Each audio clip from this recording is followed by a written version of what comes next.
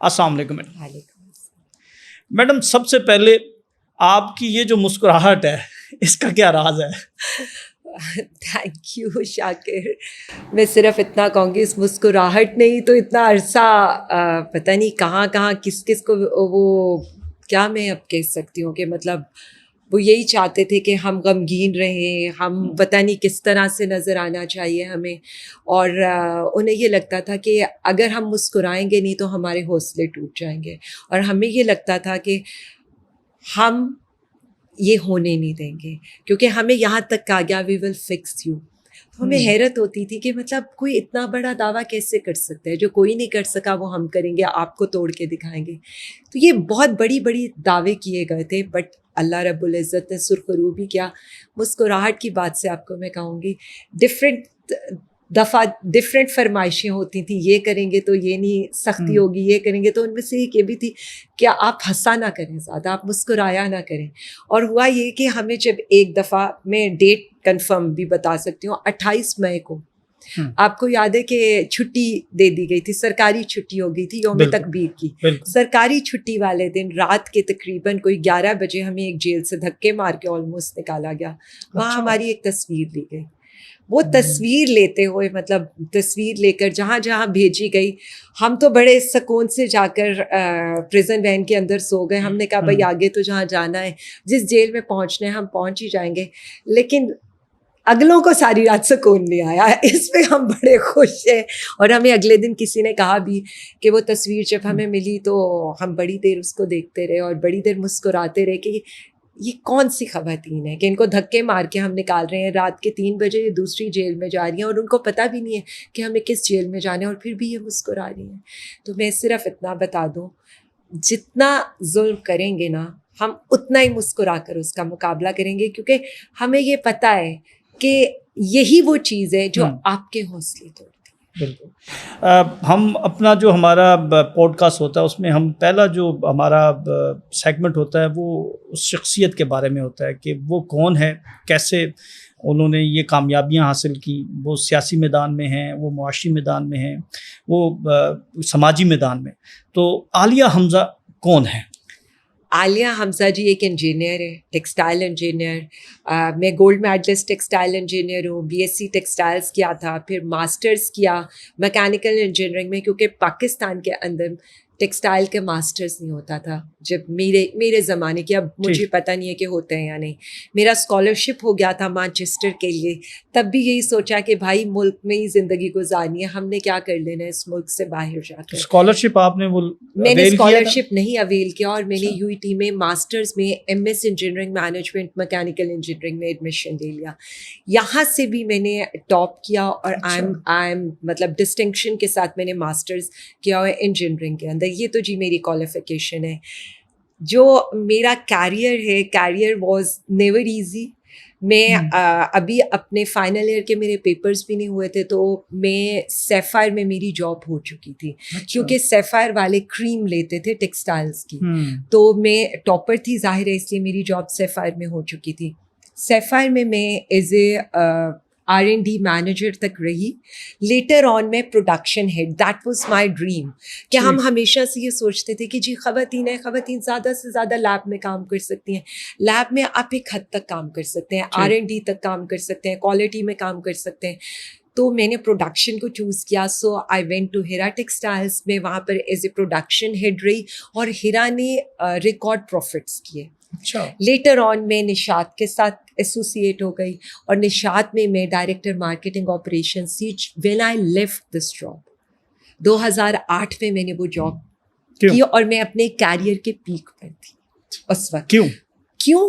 بس مجھے یہ لگتا تھا کہ اس سے زیادہ میں اوپر کہاں جاؤں گی, مطلب this is the peak of something. مطلب میں نے اپنی educational background as superb, آپ کا جو پروفیشنل بیک گراؤنڈ ہے, آپ پروفیشنلزم میں آپ at the top of director marketing operations, جو پورے all over the world operations دیکھتا ہے. Nishat is one of the biggest company textiles کی. اب اس سے اوپر کس کا نام ہوتا ہے؟ شادی ہو گئی تھی جی میری شادی اس سے پہلے ہو اس سے گئی پہلے تھی. ہو میری گئی. شادی جی میں بہت ماشاءاللہ میری شادی کو 21 سال ہو چکے ہیں ماشاءاللہ. اور ماشاءاللہ میری 3 بیٹیاں ہیں. وہی میں کہہ رہی ہوں نا کہ میرے ہسبینڈ نے 21 سال برداشت کیے مجھے. یہ لگ رہا تھا کہ شاید میں واش روم سے بھاگ جاؤں گی, بٹ میں اسی حالت میں باہر نکلی ہوں. دا وے میرے منہ پر دوپٹہ پھینکنا, مطلب گھر کے سلپرز میں جانا کہیں پر, گھر کے کپڑوں میں جو آپ کے رات کے کپڑے ہوتے ہیں اس میں آپ کسی کو لے کر جائیں, گھسیٹتے ہوئے لے کر جائیں, گن پوائنٹ پر رکھیں, آنکھوں پہ کالی پٹی, منہ پر کالا کپڑا, ہاتھ پہ ہتھ کڑی. مطلب آج یہ تک آپ میں کو یہ گھر سے سوچتی جب ہوں, لے کے گئے ہیں, یہ جب مجھے گھر سے لے کر گئے ہیں اور کوئی لیڈی پولیس نہیں تھی, سادہ کپڑوں والے تھے, اتنی بڑی بڑی گنز. مطلب ہم اگر سوچیں بھی تو اپنی لائف میں آپ اب بھی دیکھیں, مجھے تو نہیں لگتا کہ میں اپنا دروازہ بند کر کے سیف ہوں. مطلب ہم 2 تالے بھی لگاتے ہیں, ہم سارا کچھ اپنے سیکیورٹی میئرز بھی کرتے ہیں, کیمراز بھی لگتے ہیں, لیکن جس طرح ہمارے گھروں کا تقدس پامال کیا گیا اس کے بعد مطلب it's a nightmare to every one of us, کہ ہمیں یہی خوف رہتا ہے کہ دروازے تو توڑ کر ہی آنا ہے, تو دروازے بند کرنے کا کیا فائدہ. سو آپ نے پورے معاشرے کو انسیکیور کر دیا ہے. دیکھیں اگر وہ ایپیسوڈ آپ لوگوں نے دیکھا ہے نا کہ اس دن پارلیمنٹ میں ہوا ہے, تو ایسا ہمارے گھروں میں ہوا ہے. اور ہم اگر اس چیز کو دیکھیں تو تکلیف اس چیز کی نہیں ہے, تکلیف اس چیز کی ہے کہ ہمارے اخلاقی اقدار کس قدر گر چکے ہیں. ہم نے اپنی چیزوں کے اندر خواتین کو صرف اس لیے سمجھا کہ ایک پارٹی ہے جو صرف خواتین کی پارٹی ہے. ہم بیسیکلی پیغام تو 54% آف پاپولیشن کو دینا چاہتے تھے نا, کہ تمہیں یہ حق حاصل نہیں ہے. مطلب میں تو آپ کو آج بتا رہی ہوں, انشاءاللہ پارلیمنٹ میں میں جاؤں گی بھی اور اللہ مجھے موقع بھی دے گا کہ میں ریپرزینٹ کروں اپنی خواتین کو.